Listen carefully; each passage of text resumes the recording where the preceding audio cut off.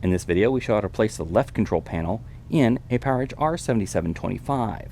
Before working inside your system, read through and follow the safety guidelines to protect your system from potential damage and ensure your personal safety. For more information about safety guidelines, see the service manual at dell.com/support. To remove the left control panel with the cover, dry backplane cover, as well as the air shroud and risers 1, 3, 5, 2, and 4 removed from the system, disconnect the data cable from the attic board and unroute it. Remove the 5 screws to secure the cable cover to the system.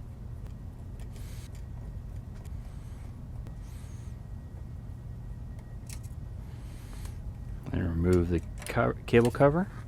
Then unroute the cable through the chassis.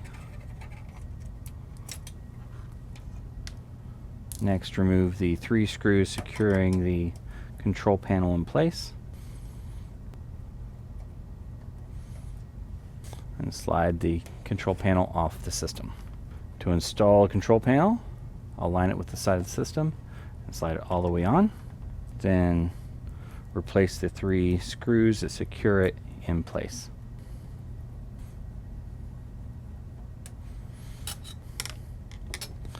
Reroute the cable through the hole in the side of the system.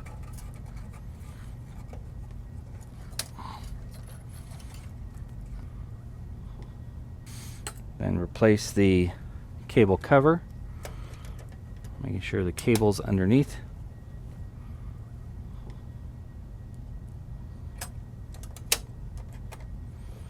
And replace the 5 screws that secure it in place.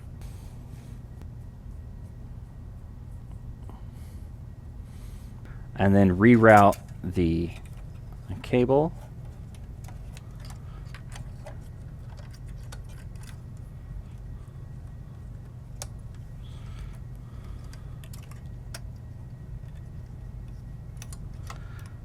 and reconnect it to the attic board.